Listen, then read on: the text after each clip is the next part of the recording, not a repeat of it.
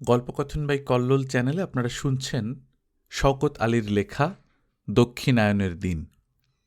এই গল্পটি আপনারা যখন শুনছেন প্রথম 2 পর্ব, আপনারা নিশ্চয়ই বুঝতে পারছেন গল্পের সময়কাল হচ্ছে 60-এর দশকের শেষ ভাগ, অর্থাৎ বাংলাদেশের 69-এ যে গণ অভ্যুত্থান হয়েছিল ওই সময়কার অবস্থা। যদিও এখন পর্যন্ত গল্পের রাজনৈতিক অবস্থা তেমন খুব একটা আসেনি, মূলত সামাজিক অবস্থা বা একটি পরিবারের ঘটনা আমরা শুনতে পাচ্ছি।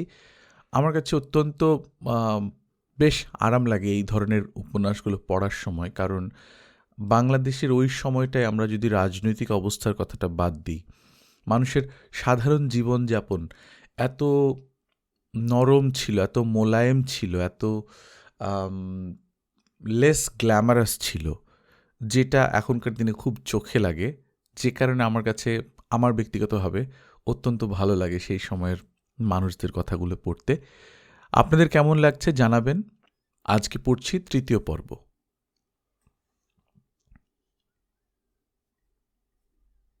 রাশেদের, সেই 19 বছরের রাশেদ আহমদের তখন কেমন যেন ঘোর লেগেছিল। সালমাকে একটি দুটি কথা বলবার জন্যে মনের ভেতরটা আকুলি বিকুলি করে উঠত। যেদিন সালমা আসত না সেদিন কিস্সা পড়ার সময় অন্যমনস্ক হতেন, বারবার দরজার দিকে তাকাতেন, বারবার ভুল হতো তার। দাদির চোখ বুজে থেকেই বলতেন, আজ কি সাহেবের মন ঠিক নেই? রাশেদ লজ্জা পেতেন, কিন্তু মনের ভেতরকার আকুলি বিকুলি ভাবটা যেত না। দিনে দিনেই বাড়তে লাগলো অস্থির ভাবটা। কেবলই মনে হতো কি একটা কথা যেন তার বলবার আছে, কি একটা জানাবার আছে, কিন্তু বলতে পারছে না। কি কথা বলবেন সেটাই যে মস্ত একটা সমস্যা। বঙ্কিমচন্দ্রের দুর্গেশ নন্দিনী কপালকুণ্ডলা পড়েছেন, এমনকি উদ্ভ্রান্ত প্রেমেও পড়া হয়েছে লুকিয়ে লুকিয়ে। পড়তে গেলে লাইন মুখস্থ হয়ে যায়, এমন ভালো লাগে তখন শরৎচন্দ্রের বই। কিন্তু তবু রাশেদ তার মনের কথা আর খুঁজে পান না। রাতের বেলা বিছানায় শুয়ে শুয়ে অন্ধকারের দিকে চোখ মেলে রাখতেন, আর শৈবলিনী প্রতাপের সংলাপ মনে পড়ত। কখনো মনে মনে শরৎচন্দ্রের শেখর হতেন, কখনো নরেন, কিন্তু ওই পর্যন্তই। তার বলবার কথাটি খুঁজে পেতেন না কোনোভাবেই। আর ঠিক এমনই দিনে সালমার মা কি কারণে শাশুড়ির ঘরে উঁকি দিতেই দুজনকে খাটের দুপাশে দেখতে পান, এবং তার পরদিন থেকেই দাদির ঘরে ওই সময় সালমার আসা বন্ধ হয়ে যায়। কি অস্থির যন্ত্রণা তখন! কাউকে কিছু বলতে পারেন না, একাকী ঘুরে বেড়ান, কথা বলেন কম। এক একবার ভাবেন চলে যাবেন, কিন্তু যেতেও পারেন না। এখন ভাবলে হাসি পায়, কিন্তু জীবন তো ওই রকম ছেলে মানুষই দিয়েই গড়তে গড়তে গড়ে ওঠে, নিজস্ব আদল পায়। এখন তো বোঝেন ওই যন্ত্রণা, ওই অস্থিরতাই তার জীবনকে পরিপূর্ণ করে তুলেছিল। একদিন সন্ধ্যাবেলা বাড়ির পেছনের আমবাগানের মাঝখান দিয়ে হেঁটে আসছিলেন, আর তখনই কানে এসেছিল হাসির ঝঙ্কারটা। গলার স্বর চিনতে ভুল হয়নি তার। জানতেন ওরকম হাসি ও বাড়িতে একজনই হাসতে পারে। স্কুলের ডানপিটে ছেলে এবং কলেজের ফুটবল টিমের রাইট আউট রাশেদ আহমেদের মগজে চকিতে নতুন বুদ্ধি খেলেছিল। সন্ধ্যার দিকে বাগানের ওদিকটায় কেউ আসে না, সেই ফাঁকে কি পাঁচিলের ওপারে মানুষটাকে এক নজর দেখে নেওয়া যায় না? দুটি একটি কথা হওয়া কি একেবারেই অসম্ভব? বাতাবি নেবুর গাছটা সাহায্য করেছিল, এবং গোসলখানার ছাদটা। পরের দিনই এই দুঃসাহসিক কাজটা করেছিলেন এবং করে সফল হয়েছিলেন। আসলে সন্ধ্যা হয়ে যাবার পর আমবাগানের গাঢ় ছায়ার অন্ধকারে কিছুই দেখা যায়নি। ছায়ামূর্তির মতো দেখেছিলেন শুধু। তবে কথা শুনতে পেয়েছিলেন, সালমার হাসি কানের কাছে বেজে উঠেছিল, আর তাতেই যেন কোথায় পরম শান্তি ছিল। দিন 3 পরে হঠাৎ সালমার সঙ্গের মেয়েটি ভূত ভূত বলে চিৎকার দিয়ে উঠল, আর চিৎকার দিয়েই পড়িমড়ি করে ছুট দিল। কি ঘটছে বুঝে ওঠার আগেই তিনি গোসলখানার ছাদ থেকে বাতাবি নেবুর গাছ হয়ে পাঁচিল টপকে একেবারে আমবাগানের অন্ধকারে। তারপর আর ভূত নেই। তুমুল কাণ্ড তখন বাড়ির ভেতরে, লোকজনের ছোটাছুটি, চেঁচামেচি, হৈ হৈ, বিশাল ব্যাপার। রাশেদ এদিকে চুপচাপ ঘরে এসে বসেছেন, যেন কিছুই জানেন না। ছোট খালা এসে বললেন, সে কি রে, এত বড় জোয়ান ছেলে তুই, আর তুই কিনা ভূতের ভয়ে ঘরের মধ্যে সেঁধিয়ে রইলি? অগত্যা বেরোতে হলো। কোথায় ভূত? কি বাজে কথা বলছেন, কে দেখেছে? এইসব বলতে বলতে সালমাদের আঙিনায় গিয়ে পৌঁছলেন। তারপর রান্নাঘর বায়ে রেখে পেঁপে গাছ কটার নিচে দিয়ে অকুস্থলে গিয়ে দাঁড়ালেন। আর ঠিক সেই সময় সেই পেঁপে গাছের নিচে ছায়াচ্ছন্ন অন্ধকারে যখন অদূরে উচ্চকিত বাতির লাল শিখা চমকাচ্ছে, উত্তেজিত কজনা মানুষ অযথা কলরবে ব্যস্ত, ঠিক তখনই রাশেদ শুনলেন তার কানের কাছে এসে কেউ চাপা গলায় বলছে, কালই চলে যান আপনি, এ কি পাগলামি আরম্ভ করেছেন? অমন অস্থির হওয়ার কি হয়েছে? পরশু সকালবেলা থেকে আপনাকে যেন আর না দেখি। কয়েকটি অস্ফুট ভর্ৎসনার কথা, কিন্তু তা যে কি নিদারুণ হয়ে উঠবে রাশেদ মিয়ার ১৯ বছরের জীবনে, তা যদি কেউ জানত। সারা রাত ছটফট করলেন, তারপর সকালে উঠেই আকস্মিকভাবে ঘোষণা করলেন, আজই আমি রওনা হব, আর দেরি করা যায় না। ছোট খালা একটুখানি অবাক হলেন, কেমন যেন ধরেই নিয়েছিলেন রাশেদ বোধহয় আরও কিছুদিন থেকে যাবে তার কাছে। মনটা খারাপ হলো তার, কিন্তু কিছু বলতেও পারলেন না। অনেক দিন হলো এসেছে ছেলেটা, এতদিন তো আটকে রাখলেন, আর কত? কিন্তু রাশেদ ওদিকে ভাবছিলেন অন্য কথা। কেন সালমা তাকে চলে যেতে বলল? কেন একেবারে দৃষ্টির আড়ালে সরিয়ে দিতে চায়? ওর ঘোরতর অপমান হয়ে যাবে আমি এখানে থাকলে? নাকি সালমা ভাবছে আমি আপদ বিশেষ, আমি চলে গেলেই ওর শান্তি? সালমার গলার স্বরে ঝাঁঝ কতখানি তীব্র ছিল তাই স্মরণ করে দেখলেন বারবার। তবে স্থির কোনো ধারণায় আসতে পারেন না। এক এক সময় অভিমান হয়, ভাবেন সেই ভালো, চলেই যাবেন যদি তাতে সালমা খুশি হয়। সারা সকাল ঘর বার করলেন, অসহ্য একটা কষ্ট বুকের ভেতর মাথা কুটে তাকে প্রাণান্ত করল। একটু একটু করে দুপুর হল, মুহূর্তের পর মুহূর্ত ক্ষয়ে আসতে লাগল, কেড়ে যেতে লাগল ঘণ্টার পর ঘণ্টা। কিন্তু সালমাকে চোখের দেখাও একবার দেখতে পেলেন না। বড় আশা ছিল তার, একবার অন্তত সালমা কোনো না কোনো ছুতোয় দেখা করবে। বেলা গড়িয়ে গেলে জিনিসপত্র গোছাবার সময় আরও ঘা খেলেন, মন আরও দমে গেল। তার গল্পের বই দত্তা ছোট খালার কাছ থেকে পড়তে নিয়ে গিয়েছিল সালমা। দেখলেন বইখানা কখন আবার ব্যাগের মধ্যে ঢুকিয়ে রেখে গেছে।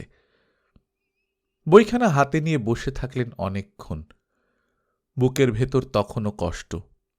মনে হচ্ছে বড় আশার, অনেক সাধনার ধন কেউ যেন দিতে চেয়েও না দিয়ে ফিরিয়ে নিয়ে চলে গেল। একবার ভাবলেন, না, এ বই আর ফিরিয়ে নিয়ে যাবেন না, থাক পড়ে এখানেই। আরেকবার ভাবলেন, বইখানা ছিঁড়ে টুকরো টুকরো করে রেখে যাবেন। কিন্তু কোনোটাই হয়নি। বইখানা ছিঁড়তে মন সরেনি, ফেলে যেতেও পারেননি। কেবলই মনে হচ্ছিল বইখানায় সালমার হাতের স্পর্শ লেগে আছে। মনে হচ্ছিল এ বই সালমা শুয়ে শুয়ে বুকের উপর রেখে পড়েছে। সেই ১৯৩৫-এর রাশেদ আহমদ, ১৯ বছরের তরুণ রাশেদ সাইদাবাদ থেকে ফিরেছিলেন বুকের ভেতর কষ্টের ভার নিয়ে। কাউকে বলার উপায় ছিল না, কোনো প্রতিকারের আশা ছিল না। প্রাচীন আভিজাত্য আর কঠিন শাসনের দেয়াল ভেদ করে বুকের কথা মুখ ফুটে বলবার ক্ষমতা কারোরই ছিল না। হ্যাঁ, সেই ১৯৩৫-এও বুদ্ধদেব বসুরা যখন রজনী হল উতলা লিখে ফেলেছেন, নজরুল যখন উল্লসিত প্রেমের বন্দনা গান করছেন, তখনও বাঙালি মুসলমান ঝিমুচ্ছে। অনন্ত অন্তপুরে তখনও কালের যাত্রার ধ্বনি কোনো প্রতিধ্বনি তুলতে পারেনি। কিন্তু সালমা বেগম, তখন ওর বয়স কত, ১৪ না ১৫? নাকি 16, বলতে পারবেন না ঠিক কত বয়স হয়েছিল সালমার। তবে সালমা ওই দত্তার শেষ পৃষ্ঠায় পেন্সিল দিয়ে ঠিকই লিখে রেখেছিল, নরেন খুব ভালো লোক, সে ধৈর্য হারায় নাই বলিয়া বিজয়াকে পাইয়াছিল। নরেনকে আমার খুব ভালো লাগিয়াছে। এখনো যেন মেয়েলির ছাঁদে অপটু হাতের লেখাগুলো দেখতে পান। কি ছেলে মানুষই সালমার! ওইটুকু কথায় নিজের মনের ভাব আর কতটুকু প্রকাশ পায়। কিন্তু ঠিক অপেক্ষা করেছিল সে। এক বিয়ের প্রস্তাবে পা মচিয়ে গিয়েছিল, আর এক প্রস্তাবে অসুখ বাঁধিয়ে বসল।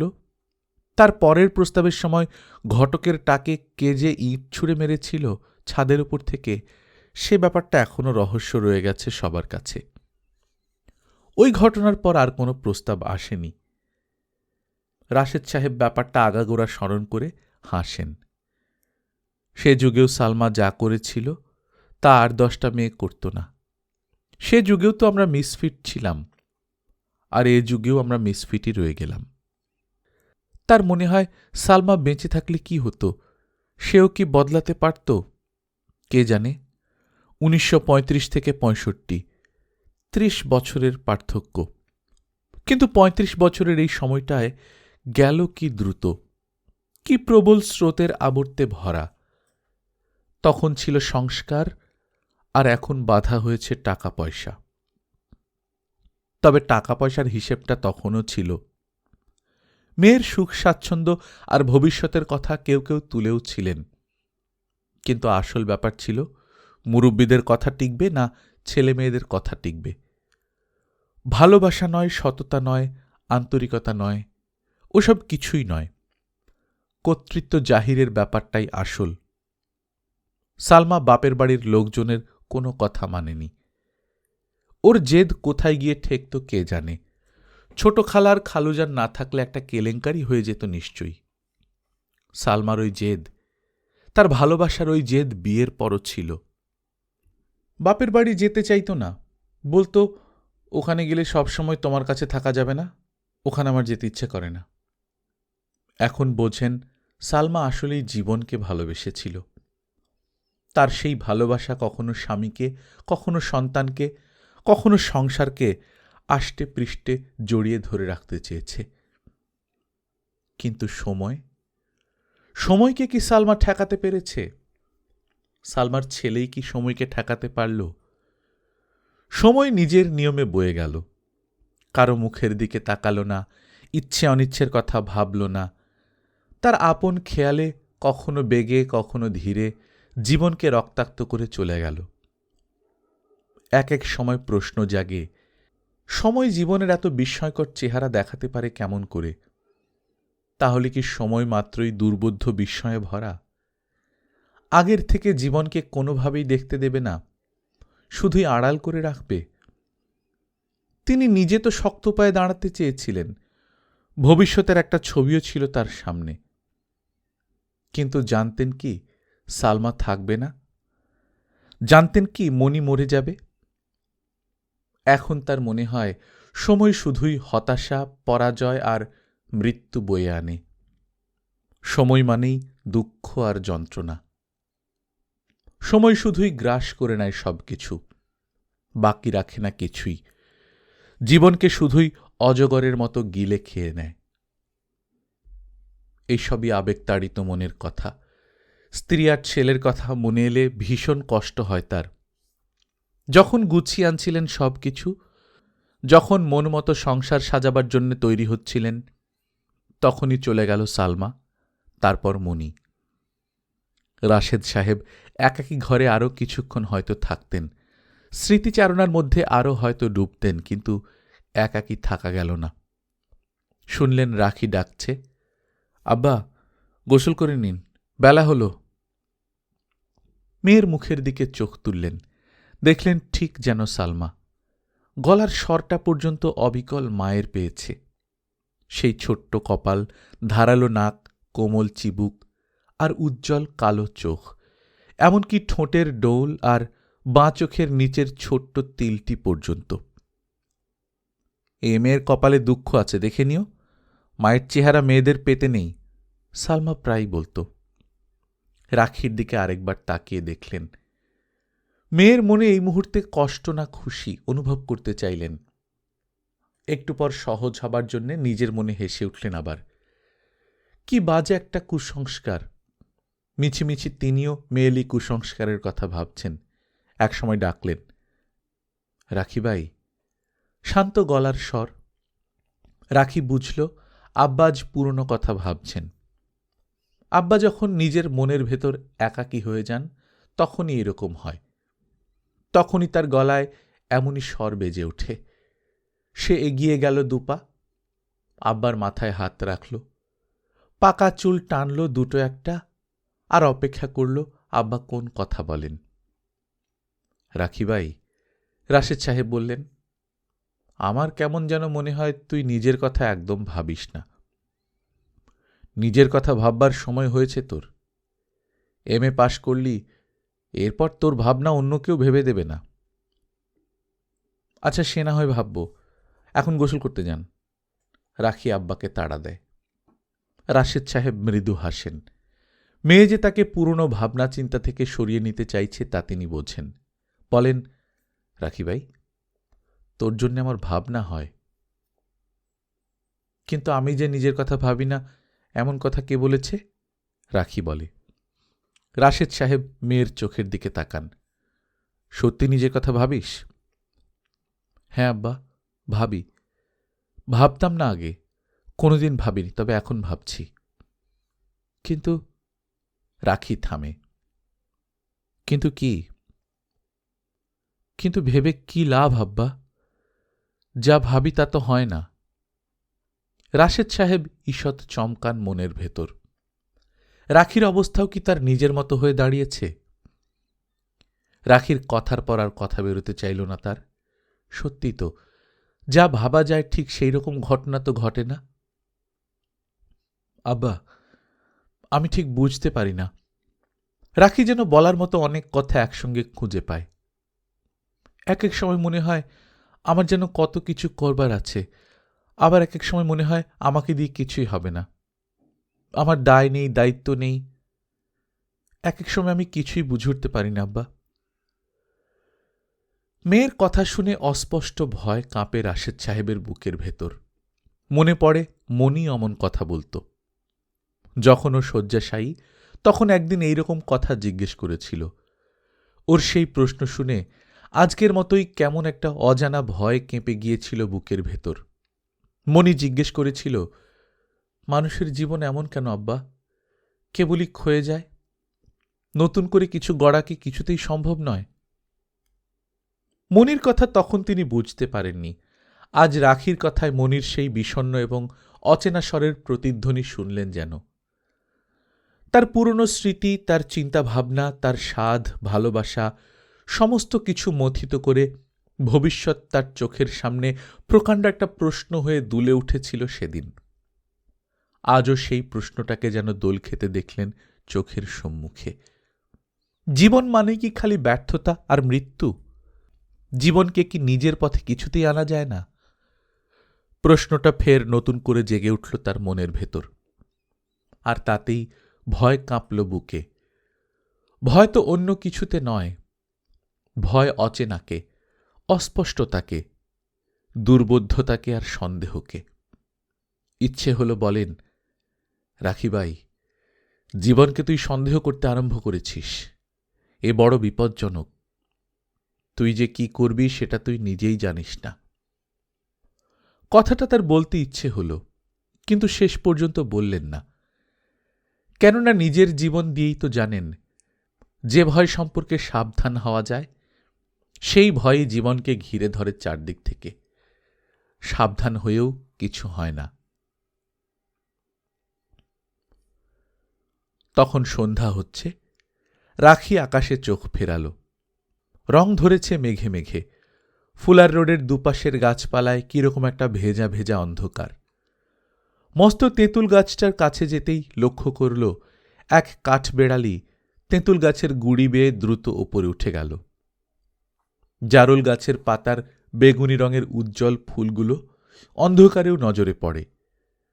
ওদিকে কি একটা গাছে নতুন ফুল এসেছে, এটাই কি নাগকেশর? রাখি চিনতে পারে না। ওইটুকু পথ যেতে যেতে একসময় দপ করে রাস্তার সব বাতি একসঙ্গে জ্বলে উঠল। রাস্তার ওপরকার সন্ধ্যার অন্ধকার আর বাতির আলো একাকার হয়ে গেল নিমেষে। ডাইনে নতুন ইউনিভার্সিটি বিল্ডিং কনস্ট্রাকশনের জন্যে বাঁধা ভাড়ার বাঁশগুলো সন্ধ্যাকাশে নানান আঁকিবুকি রেখা টেনে রেখেছে। সামনে লম্বা লাইন, রেলওয়ে ক্রসিং বোধহয় বন্ধ। নিউ মার্কেটের খদ্দেরদের গাড়ি সব আটকে রয়েছে। রিকশাটা দাঁড়িয়ে পড়তেই সে ডাইনে বাঁয়ে তাকালো। গাড়ির তাহলে এখনো অনেক দেরি। বাঁয়ে ইউনিভার্সিটি টিচার্স কলোনি গড়ে উঠছে। নির্মীয়মান দালানগুলো দেখে জামান সাহেবের কথা মনে পড়ল। জামান সাহেব সম্ভবত এইসব দালানের কোনো একটাতে বাস করবেন। হামিদ স্যারের কি কষ্ট! একদিকে ভাই বোন মা মিলিয়ে সংসার, অন্যদিকে ফ্যাশন পাগল কালচারিকা বউ। রাখির হাসি পেয়ে গেল কথাটা মনে পড়াতে। কার যেন তৈরি করা শব্দ, মেহের না রোকেয়া, বাংলার দুই মানিকজোড় সখী। রাখি জিজ্ঞেস করেছিল, যারা কালচার টালচার করে ওদের কি বলবো রে এক কথায়? শুনে সঙ্গে সঙ্গেই মেহেরই বোধহয় বলেছিল কালচারিকা, রোকেয়া বলেছিল কালচারিকসি। শব্দ দুটার মধ্যে কালচারিকা চালু হয়ে গিয়েছিল সেই বছর। হামিদ সাহেবের জন্য খারাপ লাগে। স্ত্রীকে ভালোবাসেন ওদিকে খুব, ওদিকে আবার কিছু বলতেও পারেন না। একখানা নতুন গাড়ি পাশে এসে ব্রেক কষে দাঁড়াল। পেছনের সিটে আসীন মহিলাকে দেখে রাখির ভ্রু কুঁচকায়। কে, রুবিনা? ওমা, রুবির বরের টাক কোথায় গেল? বিয়ের দিন না ভারী সুন্দর টাক দেখেছিল? নাকি এ অন্য লোক? রুবি ইতিমধ্যে আর কাউকে জুটিয়েছে? রুবির সাজগোজ দেখবার মতো। সেকেন্ড ইয়ারে উঠেই বলতে শুরু করে দিয়েছিল, আমি ভাই বড়লোক দেখে বিয়ে করব, টাকা পয়সা নেড়েচেড়ে দেখবার বড় স্বাদ আমার। রুবিকে ডাকতে চেয়েও ডাকে না রাখি। মনে হলো রুবি সুখী হয়েছে। সুখী না হলে অমন করে সাজে কেউ? অমন করে বরের পাশে বসতে পারে? এই বরং বেশ হয়েছে। পরীক্ষা পাশ করে কি লাভ হতো ওর? তাছাড়া পড়াশোনা করতে চায়নি রুবি। পষ্টাপষ্টি বলতো, পড়ছি অন্য কিছু করার নেই বলে। পাশ করে বিপদে পড়ব নাকি? ওই পাশটাসের মধ্যে আমি বাপু নেই। কোনো শালা পুরুষ মানুষ বউ বেশি লেখাপড়া জানুক তা পছন্দ করে না। বেশ মজার মেয়ে ছিল রুবি। পালিশ করা মুখ ছিল ওর। অশ্লীল কথা সে নাগাড়ে অনর্গল বলে যেতে পারত। রাখি ডাকেনি, কিন্তু ততক্ষণে রুবি দেখে ফেলেছে তাকে। ডাকছে, রাখি, রাখি। গাড়ির জানলা দিয়ে গলা বাড়িয়ে দিয়েছে রুবি। রাখি হাত তুলল, ভালো আছো? ব্যাস, ওই পর্যন্তই।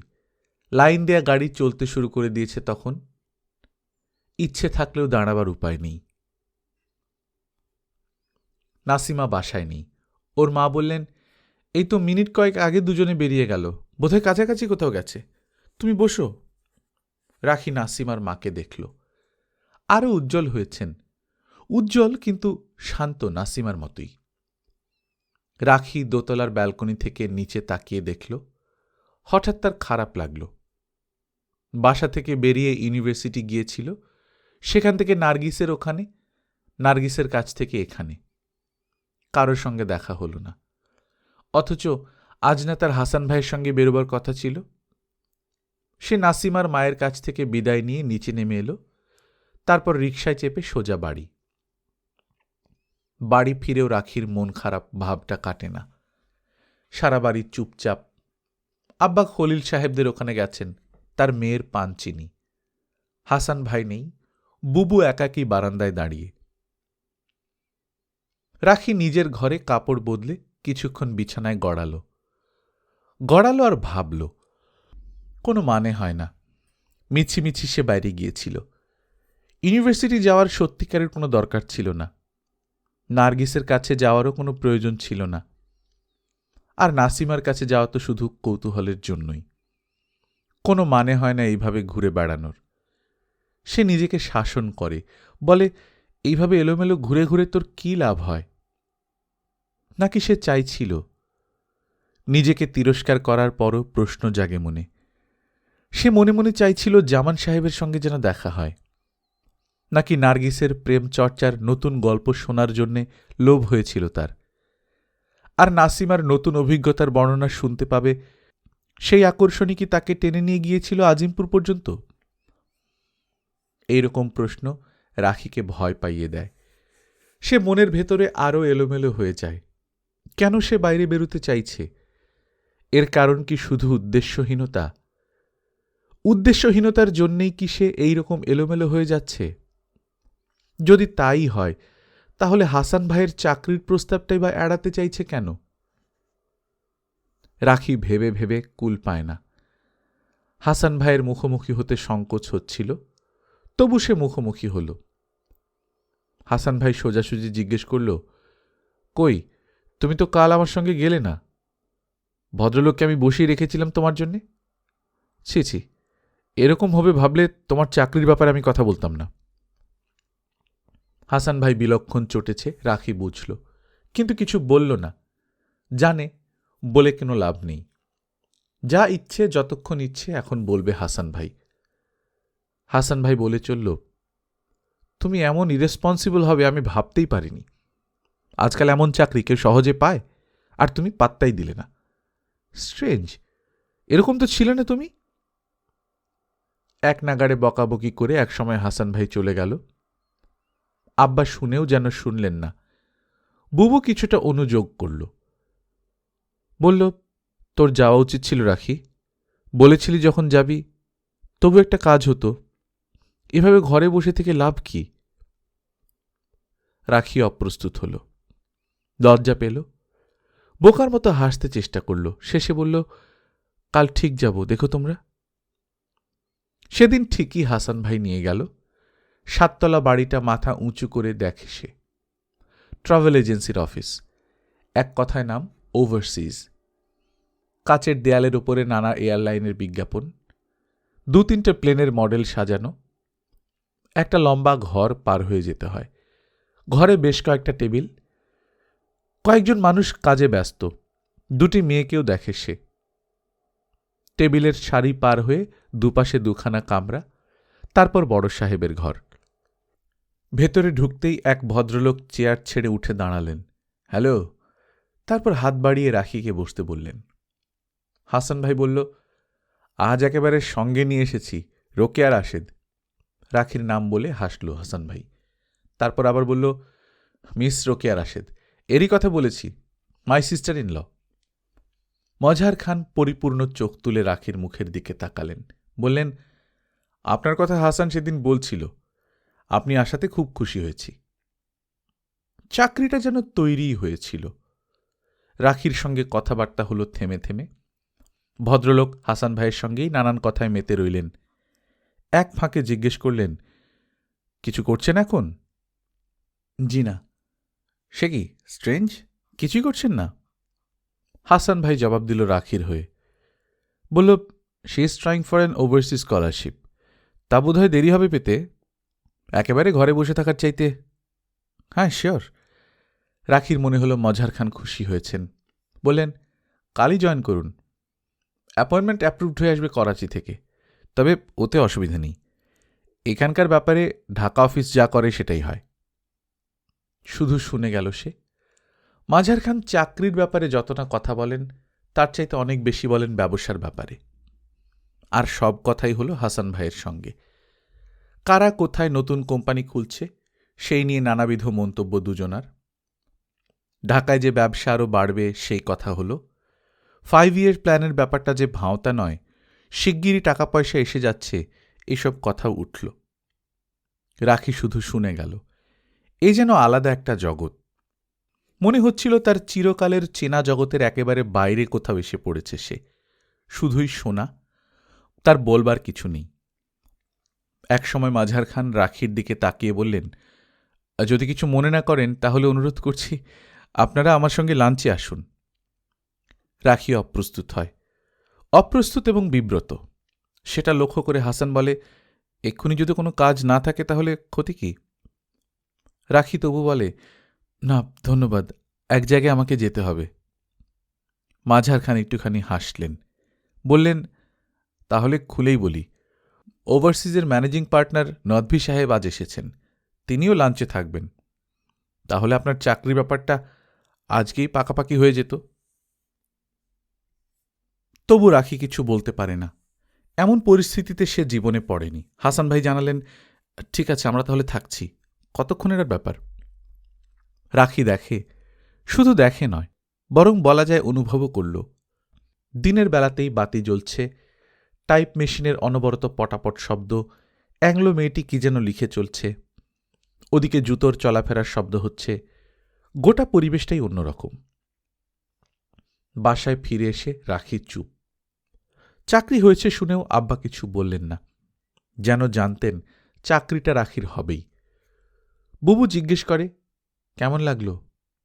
রাখি যেন জবাব দিতে পারে না। কেন পারে না তাও সে বুঝতে পারে না।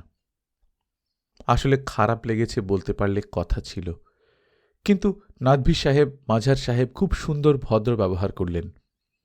বিশেষ করে নাদভী সাহেব প্রচুর আগ্রহ দেখিয়েছেন।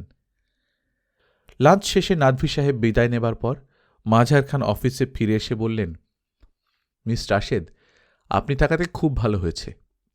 নাদভী আপনাকে দেখে দারুণ ইমপ্রেসড। বলছিলেন এরকম একজন ডিগনিফাইড লেডিরই দরকার ছিল।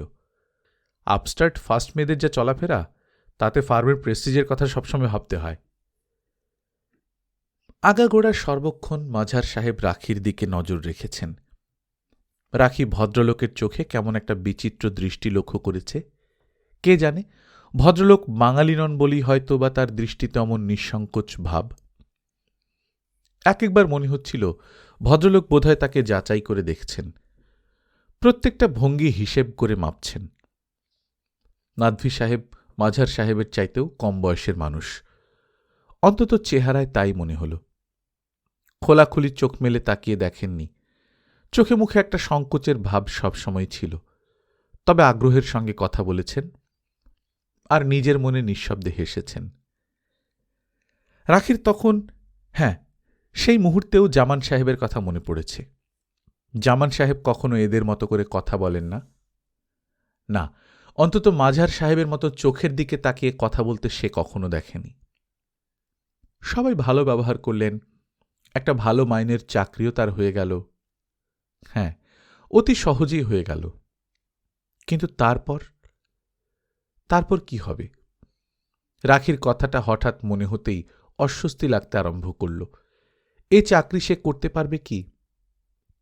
রাখি জানে না পারবে কিনা। কোনোদিন যে এই ধরনের কাজ করতে হবে এই কথা সে স্বপ্নেও ভাবেনি। যত ভালো ব্যবহারই করুন তারা, শেষ পর্যন্ত নিজেকে ভারী অপরিচিত আর অনাহুত মনে হচ্ছিল সেখানে।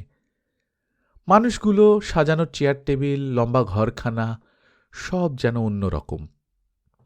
নিজের জীবনের সঙ্গে এসবের কোথাও কোনো সামঞ্জস্য খুঁজে পায় না সে। সারা বিকেল বসে বসে ভাবল। প্রায় শেষ বিকেলে যখন উঠতে যাবে তখন বুবু এলো ঘরে। এসে জিজ্ঞেস করল, রাখি, তোর চাকরিটা ভালো লাগেনি তাই না? বাহ, সে কথা কখন বললাম? রাখি অবাক হয়।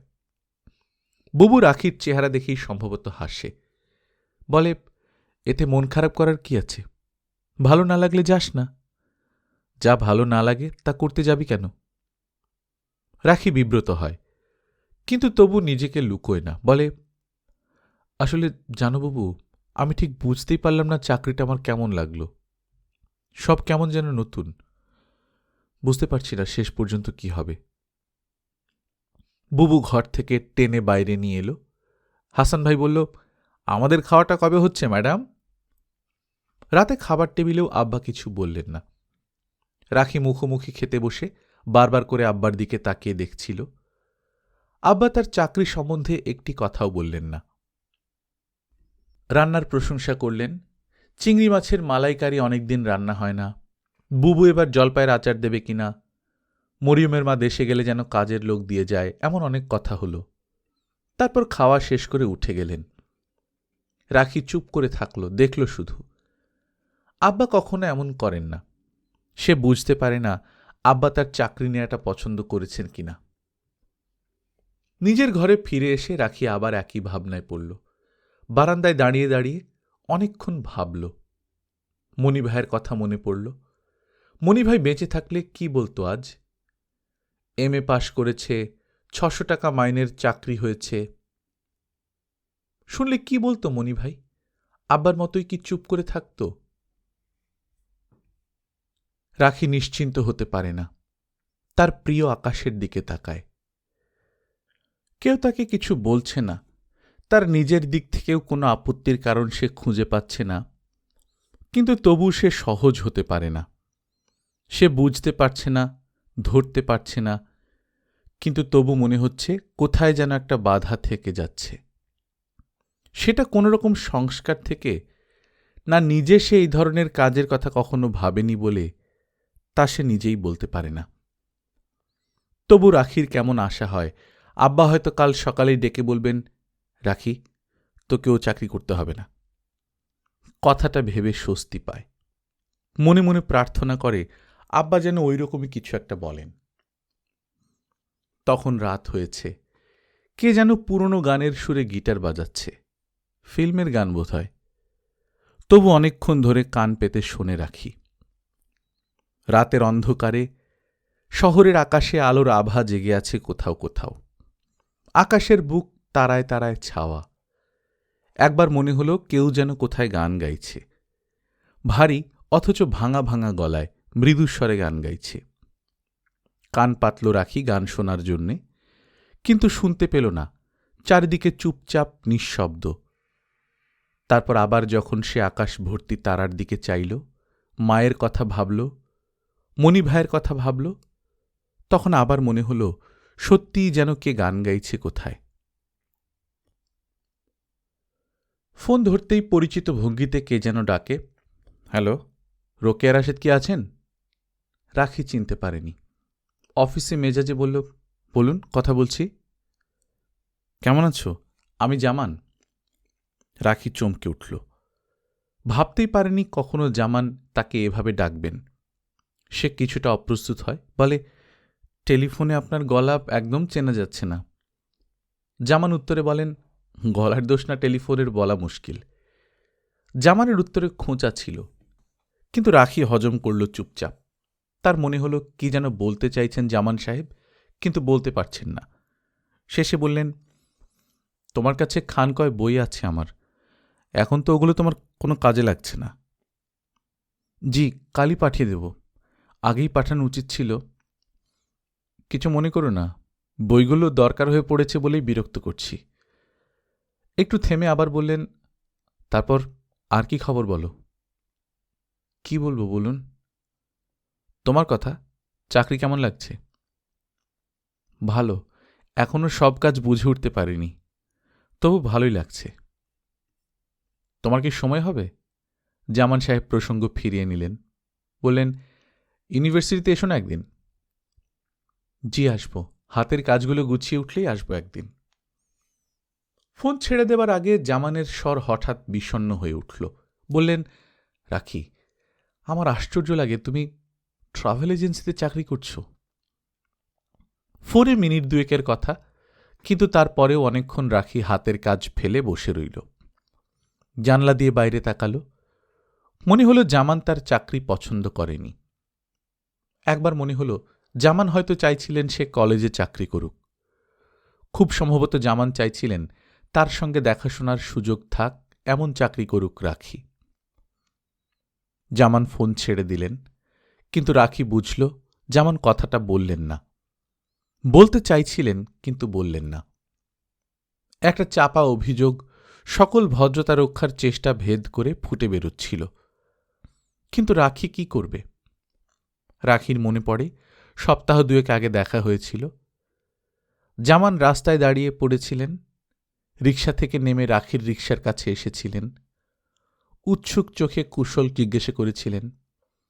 রাখি কথা দিয়েছিল পরের দিন দুপুরবেলাতেই সে ইউনিভার্সিটিতে যাবে।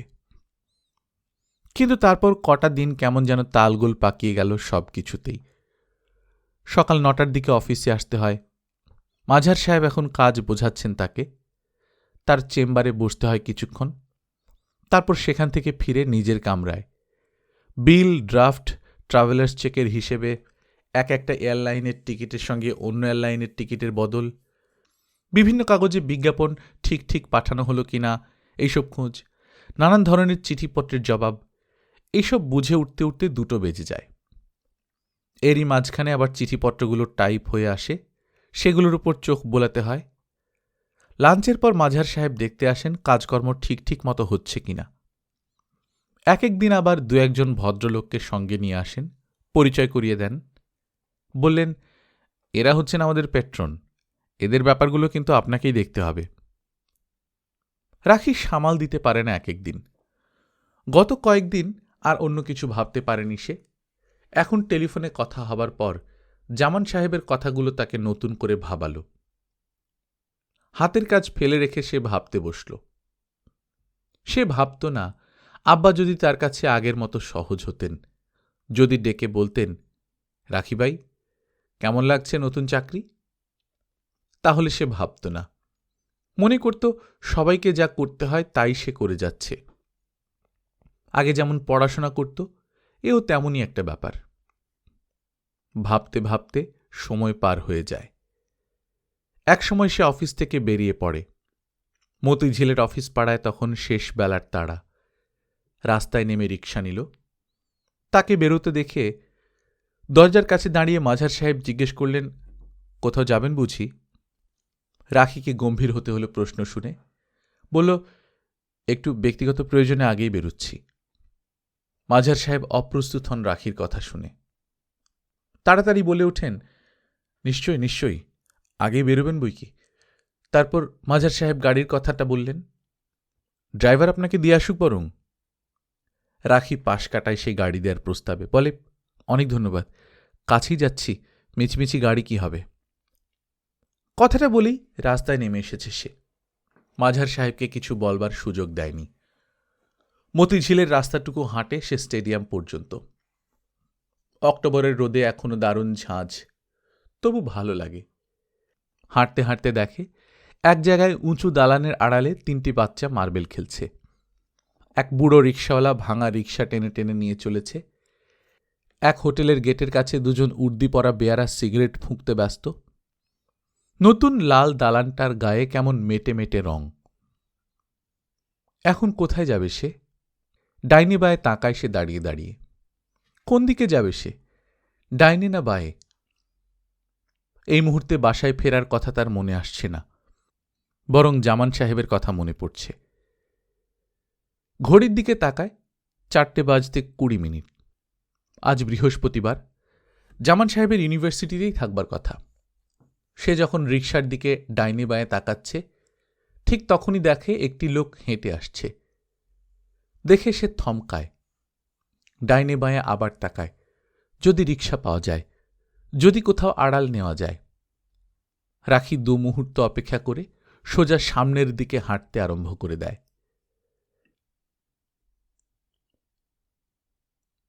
গল্পকথন বাই কল্লোল চ্যানেলে আপনারা শুনছেন শওকত আলীর লেখা বিখ্যাত উপন্যাস দক্ষিণায়নের দিন। আজ 3য় পর্ব। আমরা নিয়মিত গল্প পাঠ করে শোনাচ্ছি।